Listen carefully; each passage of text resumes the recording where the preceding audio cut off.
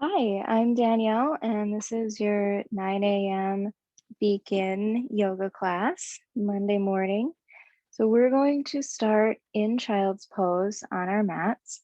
So you want to bring your knees wide to the edge of your mat, and then bring your big toes to touch. Send your hips back to your heels, and then slide your hands forward on the mat as far as feels comfortable for you. And if you'd like to bring your forehead all the way down to the mat, you can. If you like something to support your head and neck, you can use a block, you can use a blanket, rolled up towel, anything really that you've got handy.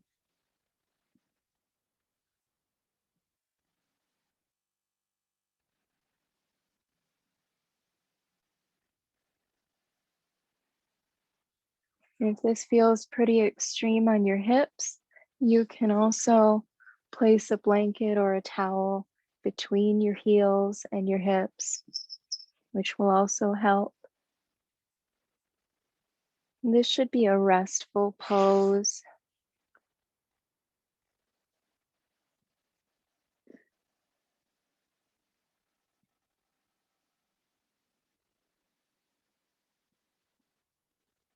In your child's pose, take some time to notice and acknowledge any areas in your body that are tight, that are feeling pain today.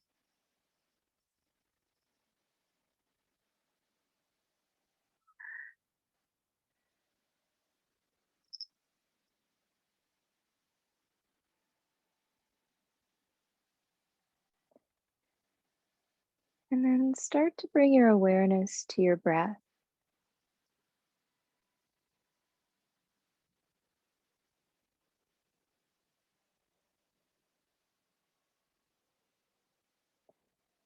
Just notice if your breath is fast or slow, or if it's deep or shallow. If your exhales are longer than your inhales.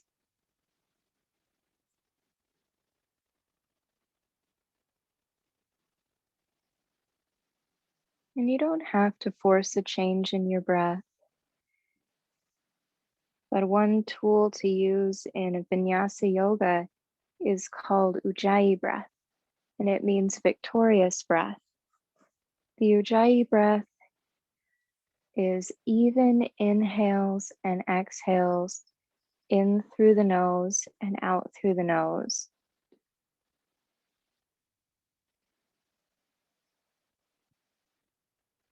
And there's been a lot of scientific studies about how nostril breathing affects athletes' performance. And long story short, it's good for you. But Ujjayi breath is meant to warm the body, to bring heat and energy. Vinyasa is usually an active, warming flow class. Um, just to be aware if you hear it used, you can always break away from that breath if your body is building too much heat. But if you wanted to try it, you could take an inhale in through the nose. You constrict the back of the throat just a little bit so that it makes an audible noise.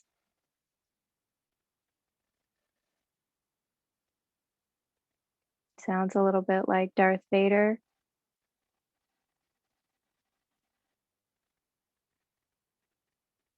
but I like to think of it as sounding like the waves of an ocean,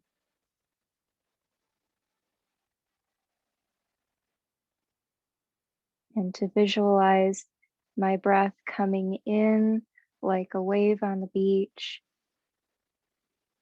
and then out as it recedes again, washing the sand clean and smooth.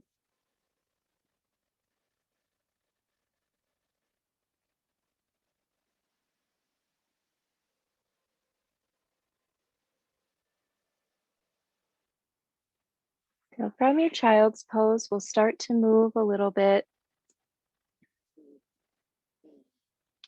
You're going to stay low, but walk your fingertips over to the right side.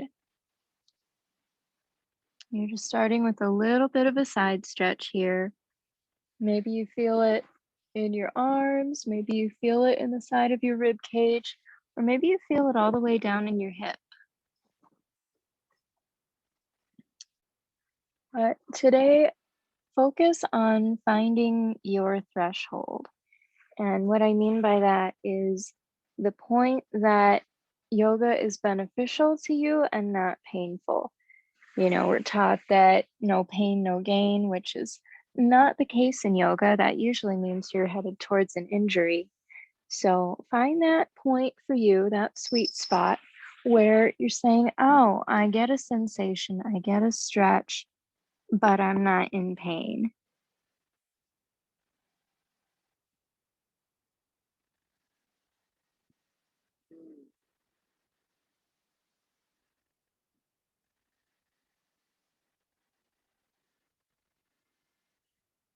And then walk your hands back through center over to the left side this time.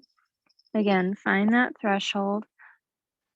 Our two sides are not always the same, so keep that in mind too. You know, we're not exactly symmetrical beings, so you might find your threshold is in a different place on this side, and that's totally okay and totally normal.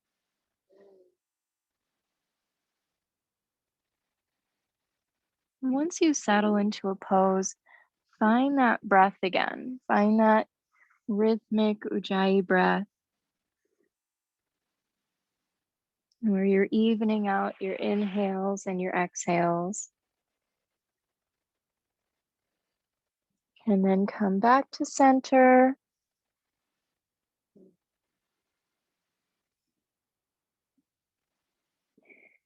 And then rise up to a tabletop position. You're coming onto your hands and your knees, and you have to scoot your knees a little bit together so that they're stacked right under your hips, and your shoulders are stacked right over your wrists with a neutral spine.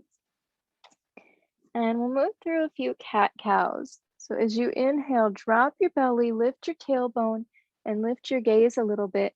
But see if you can pull your shoulder blades back and together as you do this so that you don't have your shoulders hunched up into your ears. So pull them back. Inhale, and then exhale, round your spine like a Halloween cat. Suck in your belly button just a little bit. And then allow your head and neck to release down and relax. And we're going to start to connect our breath with our movement. So inhale into your cow.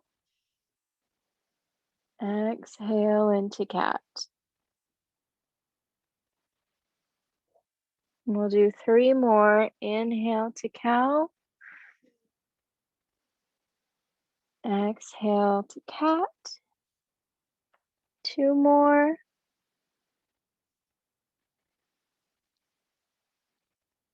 You might be going a little bit faster or a little bit slower than me, depending on your breath, and that's okay. Once you finish your last one, come back to a neutral spine, a flat tabletop, and then take some organic movements that might feel good. You can snake side to side if you want, or hinge back and forth, warming up the hips and the shoulders and the wrists.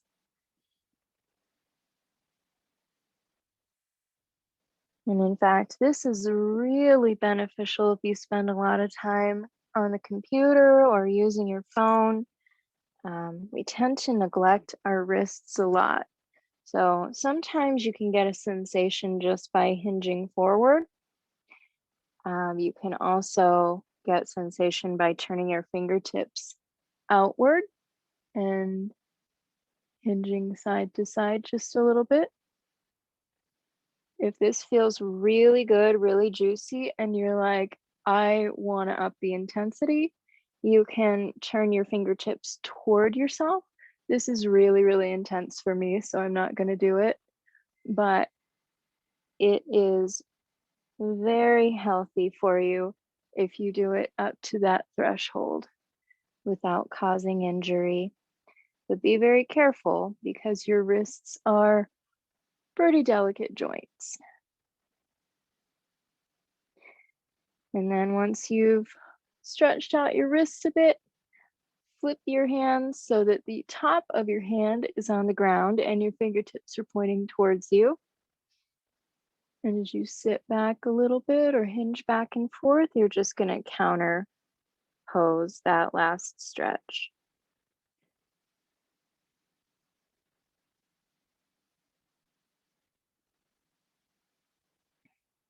And then bring your hands back to the mat, fingertips spread wide.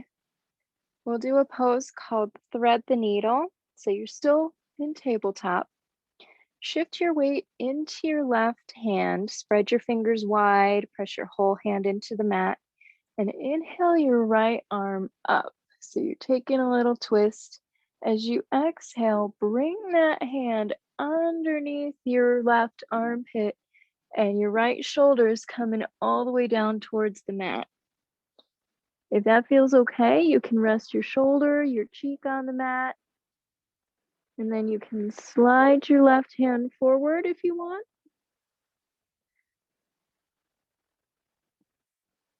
Or you can leave it right here if that feels better for you.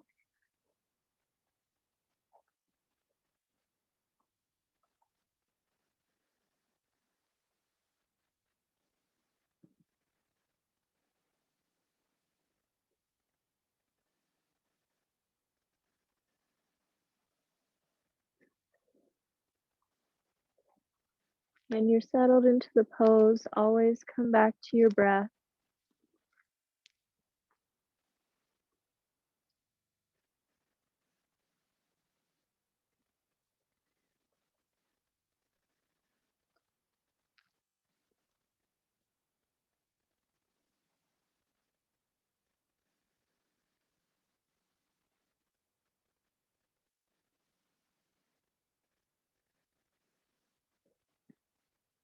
And slide your left hand back under your shoulder.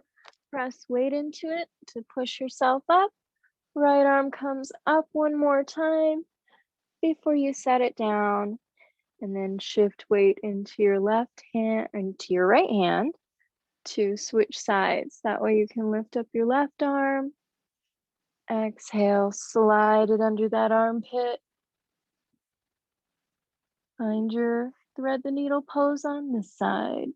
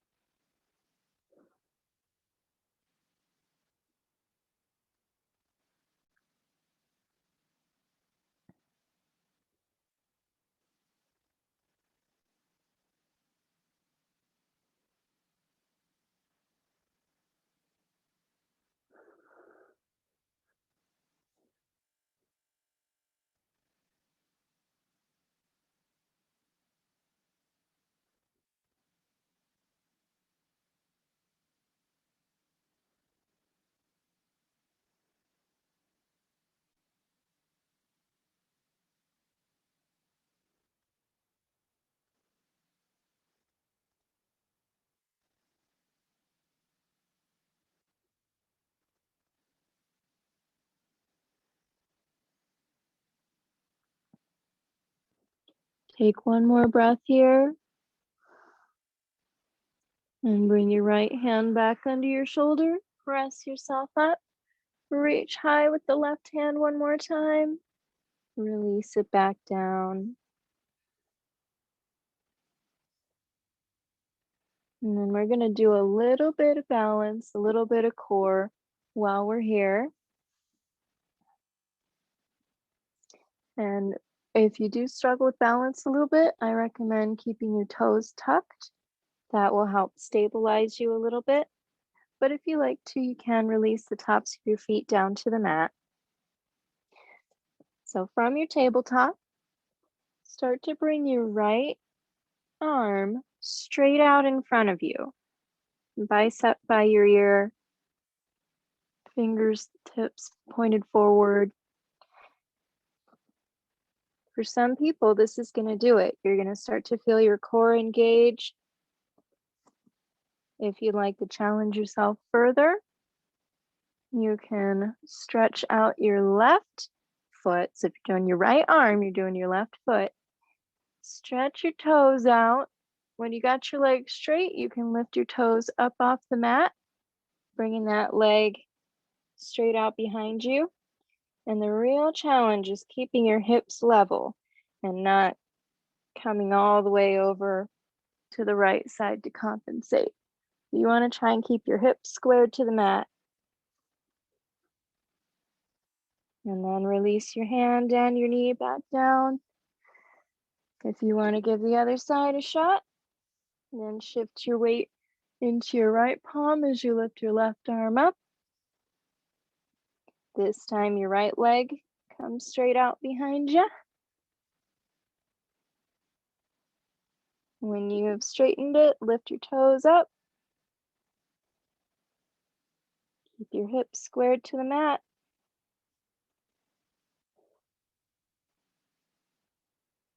And release back down. From here, we're going to move into our first down dog of the day. So I usually will move my hands one handprint forward on the mat to give myself enough space. Tuck your toes, lift your knees, lift your hips, and start to pedal out your down dog by straightening one leg and then the other, especially if you have very tight hamstrings.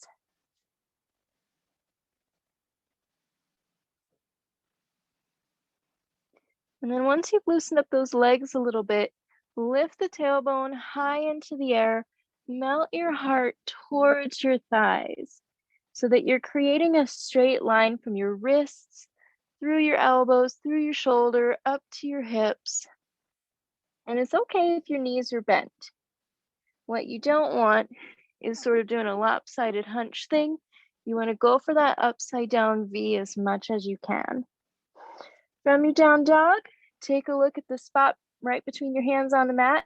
You're going to tiptoe your feet forward till they come between your hands. You're coming into a forward fold. And you can have your feet hip width apart, or you can have your big toes touching and your heels slightly apart. Whichever one makes you feel more stable. And let everything hang loose. Let your head hang loose. Let your arms hang. You can sway your arms side to side if you want. You can rest your pinkies in your elbows. And you can shake your head yes. You shake your head no. Shake your head yes again.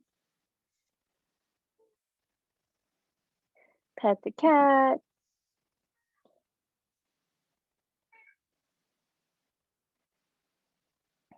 And from your forward fold, keep a little bend in the knees. We're going to come up to standing, but we're going to move up to standing very slowly. We're going to roll up through the spine, stacking each vertebra on top of the last.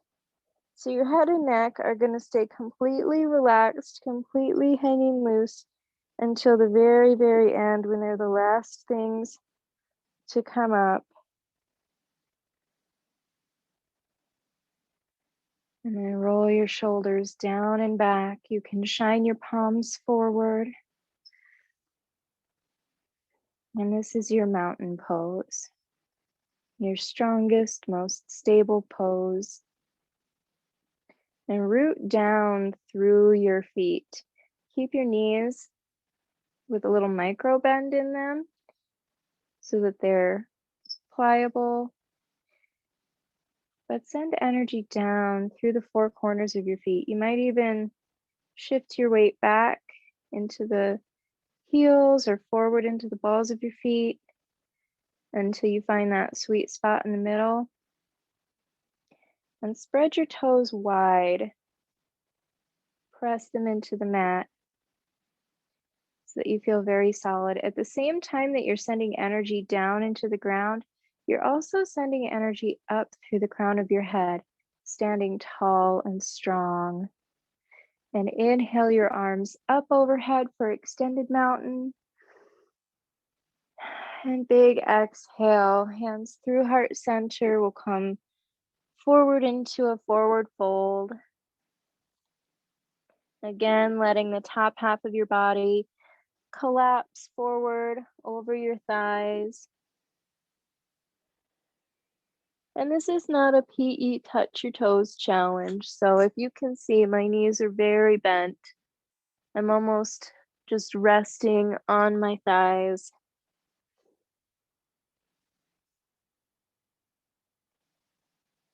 And then we'll come into a halfway lift. So your knees become straighter. You can bring your hands to your shins or your thighs. Squeeze the shoulder blades back and together so that you have a very, very flat back. I'd like to imagine that I have a pencil between my shoulder blades and I'm trying to keep it from rolling off. And exhale, forward fold. Inhale, sweep your arms up overhead for a big move, coming all the way up to extended mountain. And exhale, forward fold, hands through heart center. From here, plant your hands on the mat. So bend your knees even more so you can stick your hands on the mat flat. And then step one foot back and then the other. Bring your knees down so you're kind of where you started in tabletop. Shift your weight forward over your wrists. So your shoulders are hinged forward over your wrists. Engage your core so that you're not back bending, you're not doing a weird sway back thing, but you want to try to keep your back flat. So you're making a long line from your shoulders to your hips to your knees. And then squeeze your elbows into your rib cage as you lower all the way down to the mat. And you can bring everything, belly, cheek, chest, everything comes down. And release the tops of your feet to the mat and start to pound them out. Not too hard, just little baby pats.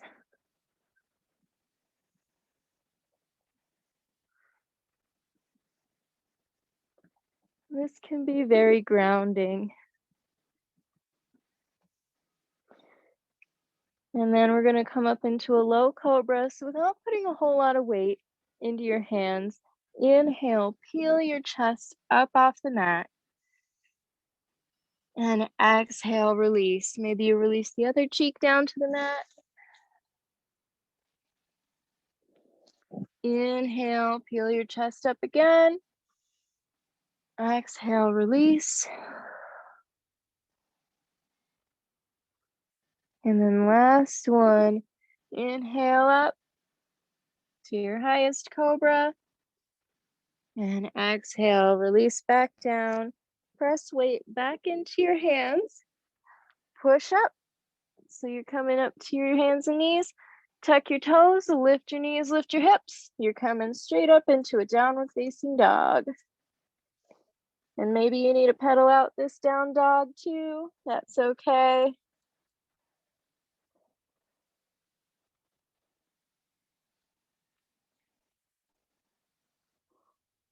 And we'll flow through a little faster. Inhale, gaze forward to that spot between your hands. Step your feet up there, coming to a forward fold. Inhale, halfway lift. That's your number 7. Exhale, forward fold. Inhale, sweep your arms up overhead. Exhale, forward fold. Plant your hands on the mat. Step one foot back, then the other. You can go onto your knees if you want and do a kneeling plank, or you can stay up here. Move from a high plank to a low plank. Inhale, cobra or upward facing dog. Exhale, tuck your toes. Send your hips up for a downward facing dog. And we'll do one more sun salutation, warming up the body, warming up the breath. Inhale, gaze forward. Exhale, step your feet between your hands, forward fold. Inhale, halfway lift. Exhale, forward fold. Inhale, sweep your arms up overhead, extended mountain. Exhale, forward fold. Hands can come through heart center. Plant your hands on the mat. Step one foot back, then the other. High plank or kneeling plank to low plank. Inhale, upward facing dog. Exhale, downward facing dog. And then set your knees down wide. We'll come into a child's pose for just a moment.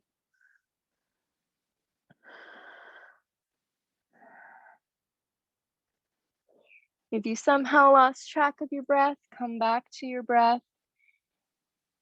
creating even inhales and exhales. And if you've started to build up a lot of heat in your body, maybe inhale through your nose and exhale out through your mouth, releasing that excess heat.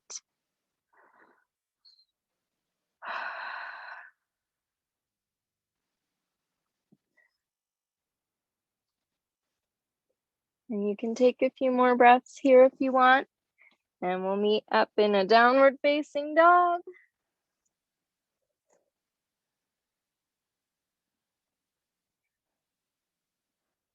From your downward facing dog, inhale your right leg up behind you, straight, foot flexed, like you're kicking the back wall. And then as you exhale, lunge it through between your hands. If it doesn't quite reach, you can pick it up and scoot it forward. You want to make sure that your knee is stacked right over your ankle. And if you're feeling pretty good here, set your back foot down and set it down parallel to the short edge of the mat. So you're kind of making a T with your feet. Back foot is sideways, front foot is facing forward. Once you feel pretty stable, you're gonna rise on up to a warrior two, and I'll switch feet so that you can see me. So once you feel steady on your feet, come on up. Warrior two, your arms are teed out. Your left fingertips are reaching forward, tracking over. Actually, they'd be your right fingertips because I switched. So your right fingertips are tracking over your right toes. And then sink into your hips a little bit. See if you can bring equal weight into your front and back foot. Sometimes when we lunge, we've got all our weight over our front foot and that back foot is loosey-goosey. Press into it so that you're very strong, very stable. On your next inhale, reach forward over that front leg and then tip over, kind of tick-tock your arms like the arms of a clock. And you can rest your forearm on that thigh if you want, as long as you're not resting a lot of weight in. You want to try to expand both sides of your rib cage. So you're creating room to breathe. And imagine someone is giving you a high five. It's pushing your shoulder back just a little so that you're opening up through the chest and you're not collapsing forward.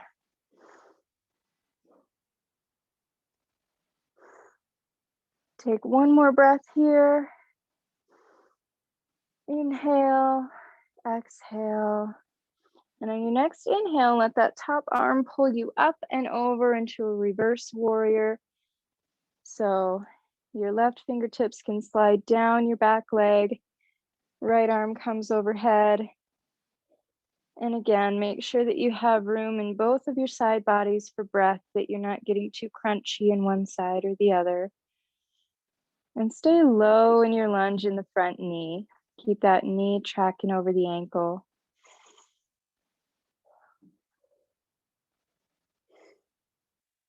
One more breath. Inhale and exhale. Cartwheel your hands down to the mat so that they're on either side of your front foot. You can pick up your back heel and set it back to where it's facing forward. And then send that front foot back. Shake it out.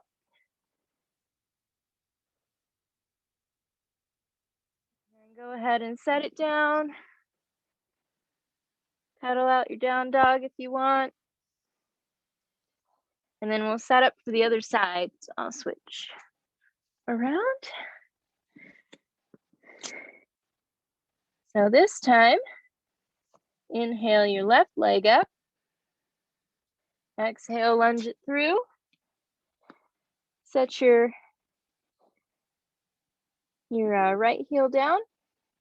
Once you get stable, rise on up to warrior two. Opening up your hips.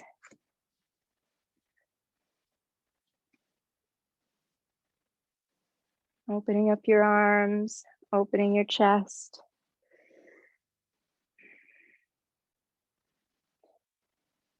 And if you find yourself arching your back a little bit, see if you can pull your belly in just a little, and you might feel a different sensation in your hips.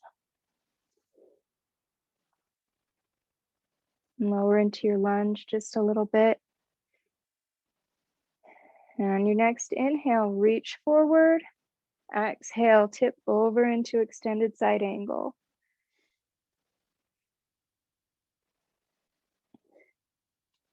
Remember to keep equal weight in both your feet. So shifting some weight into that back foot if it feels uneven.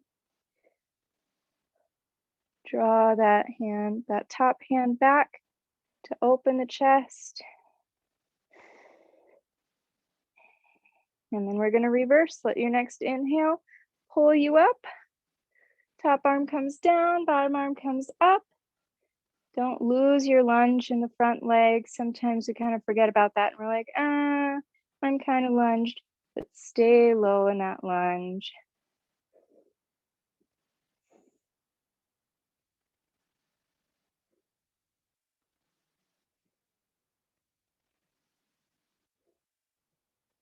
Take one more breath here. And as you exhale, cartwheel the hands down, framing the front foot. Pick up your back heel. Front foot goes back. Shake it out. Take whatever movements you need. And set it back down. And from here, inhale your right leg up. Exhale, lunge it through. Set up for warrior two. And then what we're going to do now is we're going to come into triangle pose. So for me, it's easiest if I have my hands on my hips. That way I can really feel what they're doing. Straighten your front knee and then kick your hip out to the back of your mat. So in this case, it'd be your left hip you're kicking out. Tee out your arms, reach forward, and then you can tuck your arms and come into that triangle. So it's a little bit different. You might feel this along your inner thigh, your hip crease, your hamstrings. It's a little bit different than your side angle. This is a place where I really, really like to have blocks. And if you don't have blocks, you can use anything around. You can use chairs, you can use a desk, you can use canned food, whatever you've got around and handy.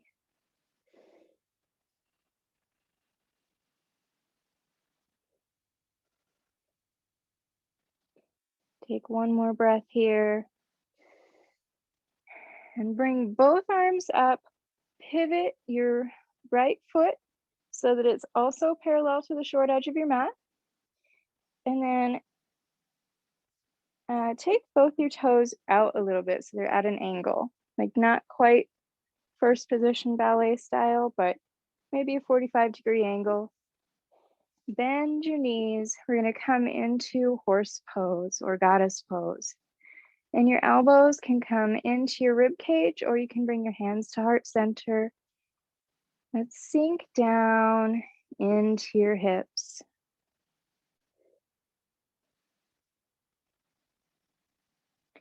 And you can take a little bit of movement side to side if that feels good. For some people it does, for some people it does not.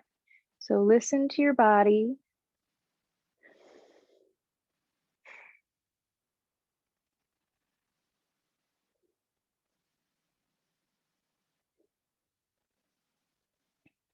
And bring your hands down to your thighs, lean your heart forward a little bit, and then drop your right shoulder towards your left knee. You're taking a little baby twist here. And then come back to center. Left shoulder comes towards the right knee. And you can come back and forth between the two if that feels good for you.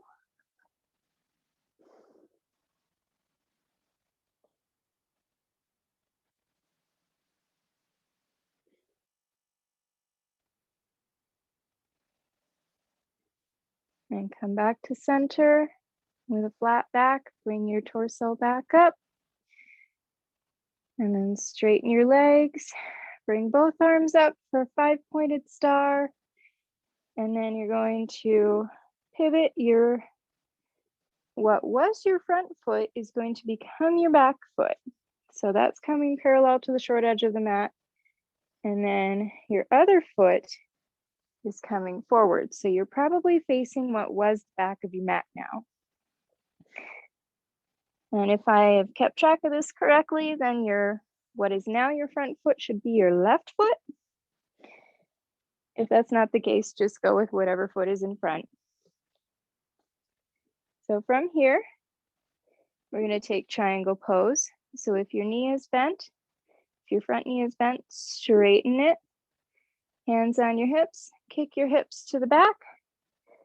So it should be your right hip that's sticking out towards the back. Tee out your arms, reach forward over your front leg before you tip over into your triangle pose. And if you're curious, the triangle referred to in this pose is not the triangle formed by your legs. It's this little triangle between your front leg, your torso, and your arm. So some people's triangles are real little, and that's okay. Some people's triangles are real big, and that's okay. Now find your triangle.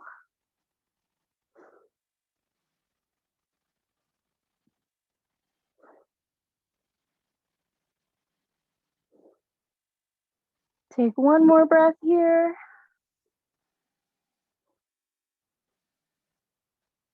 Come up, arms come up, front foot pivots in. So both of your feet should be parallel to the short edge of the mat. Bring your hands to your hips, and we're coming into a wide-legged forward fold. So if you want to bring your feet a little bit wider, you can, or in towards each other. And then leading with your heart and a flat back, hinge forward from your hips.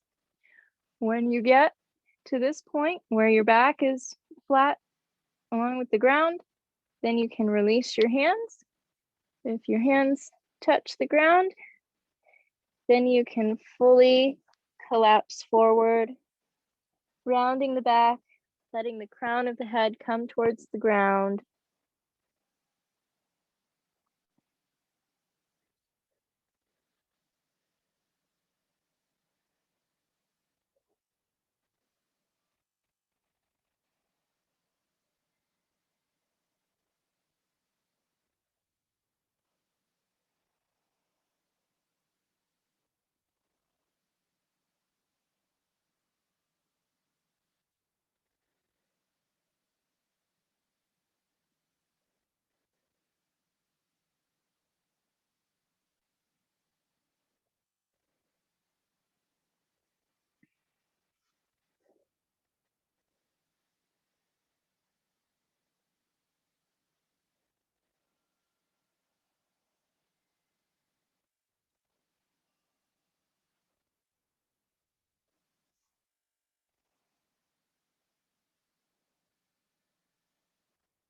And from your wide-legged forward fold, you're going to come to a halfway lift. Walk your fingertips up under your shoulders. Place one hand and then the other on your hips.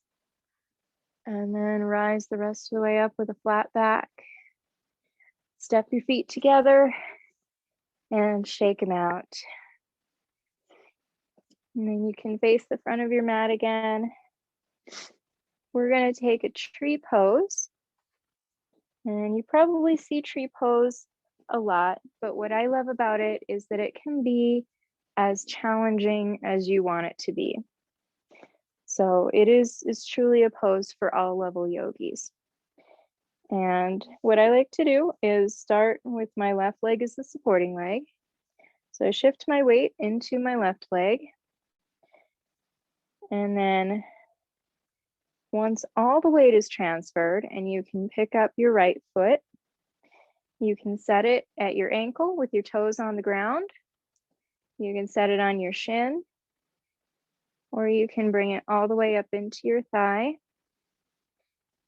Some people like to even take it into almost like a half lotus, bringing the knife edge of their foot into the left hip crease.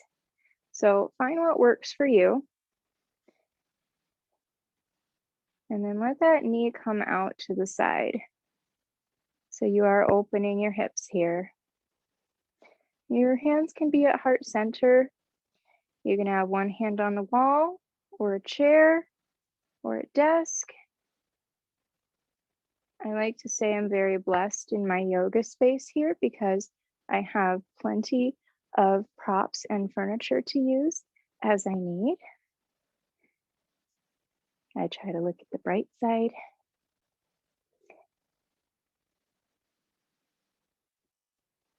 And if you do have tree in your regular practice and this is feeling like, okay, I'm really steady on my foot today. If you want to challenge yourself, you can grow the branches of your trees. A lot of people will use their drishti, their point of focus. They'll bring their focus to a certain spot on the wall, some unmoving object, or even something on the ground out in front of them. If you want to challenge yourself, you can try closing your eyes and removing that spot, that point of reference. And keep a little bend in that supporting leg knee so that you're not locking it. It's fluid, it's able to adjust to keep you balanced. If you fall out, that's okay. Just bring your foot back in. Pop right back into it.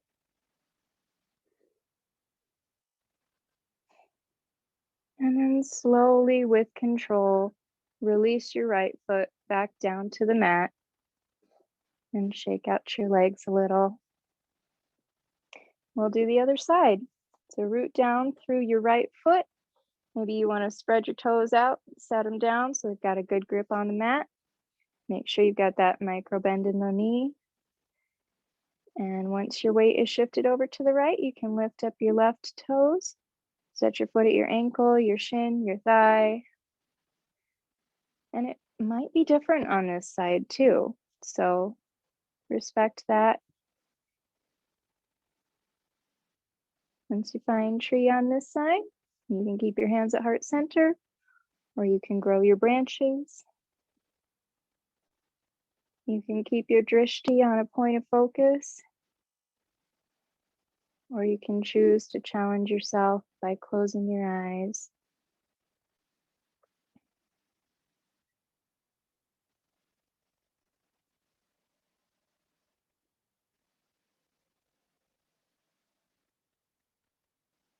And then release that left foot down to the mat, shake it out.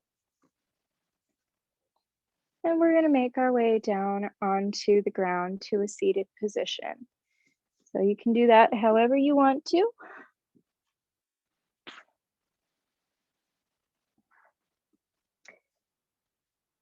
And with legs out in front of you, we're going to take a pretzel pose. So keep your left leg straight, bend your right knee and place your right foot on the outside of your left leg and give your knee a hug, bringing it in towards the chest. And if you're feeling a good stretch and a sensation here, you can stay here. If you would prefer to fold that left leg in, you can, bringing the heel in towards you. And if you'd like to take it one step beyond, you can begin to bring your gaze over your right shoulder and bring a gentle twist into this.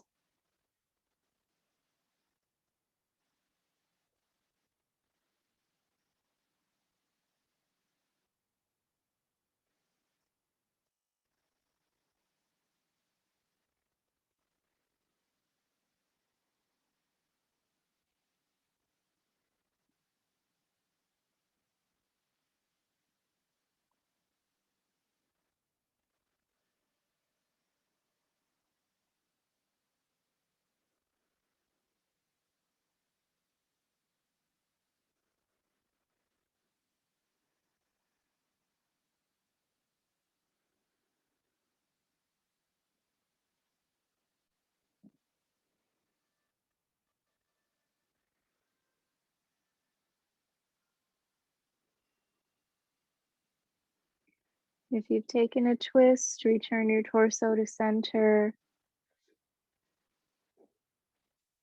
Extend your left leg. And then slowly release your right leg out in front of you, maybe using your hands to help. You can windshield wiper your feet back and forth or shake your legs out a little bit before you switch sides. So this time your left foot comes to the outside of your right leg. Give your knee a hug. And you don't necessarily have to take the same choices on this side as you did on the first one. So check in with this side and see if you want to stay here. If you'd like to choose to bring that right heel in, or if you'd like to try a twist. This time your gaze comes over your left shoulder.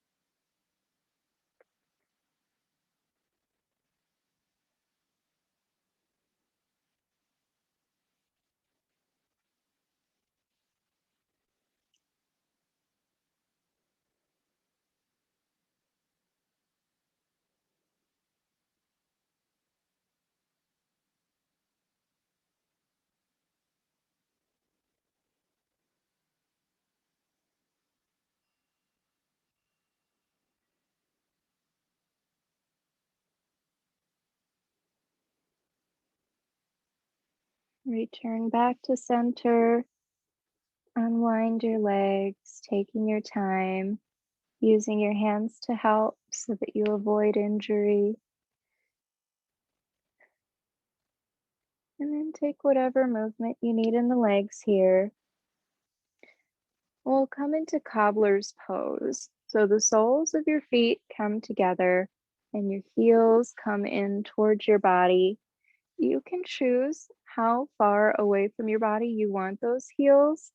Having the heels farther away from you doesn't necessarily make it easier, but it might provide a different sensation. So find out where you'd like to be and just let the weight of your knees falling out provide the stretch. If this is too much stretch for you, you can always place something underneath those knees. Doesn't matter what it is, but that can make it a more restorative pose. If you'd like to stay here, you can stay here. If you'd like to fold forward, hinge from your hips, lead with your chest. And then when you can't go any farther, allow your head and neck to release and your back can round a little if that feels okay.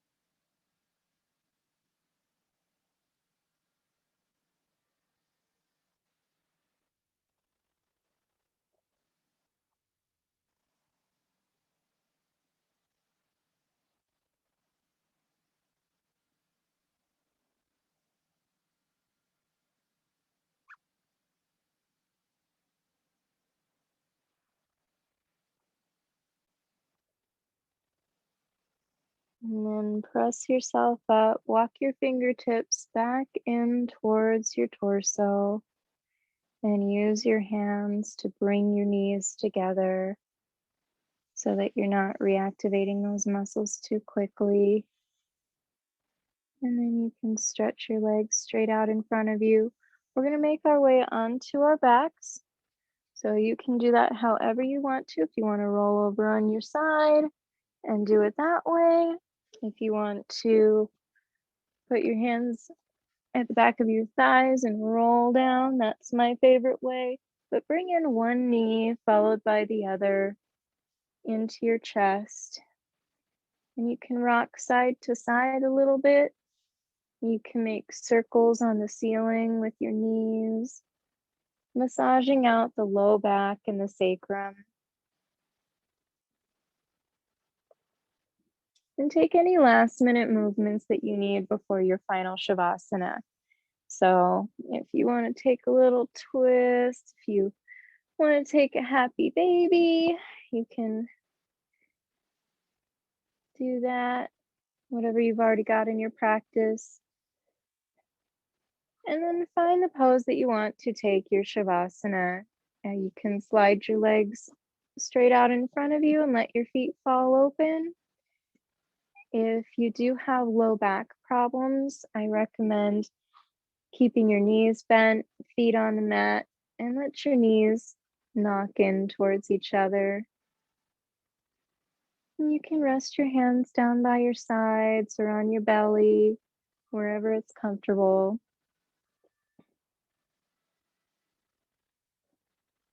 And this Shavasana is your time to rest, to let your yoga practice sink in. And it's your time to thank your body for the hard work that it does for you. So, this rest part is an important part of your practice. I would encourage you to stay in Shavasana as long as you can. And we have about 5 minutes left of this hour-long period. But of course, if you have more time, please take that time. So in your Shavasana, start to let your arms and legs feel heavy. If you haven't already, let go of your Ujjayi breath. Let go of it completely.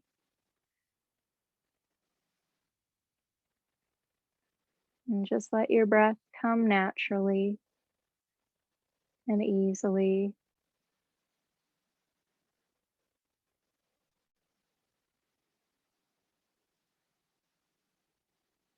If you notice any areas of leftover tension, just imagine that you're breathing into those areas. You're breathing in fresh, oxygenated air. And as you breathe out, the tension releases, it rolls off of you and dissipates.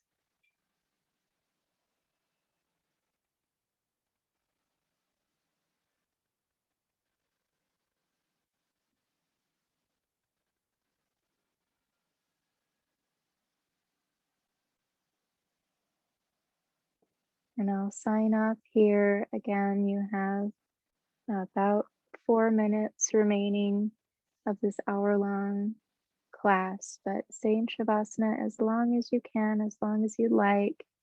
I'm so thankful that you're choosing to do yoga, to come to your mat and turn on your computer or your phone, to choose to do that with us. And I hope to see you in class again soon. Thank you. Namaste.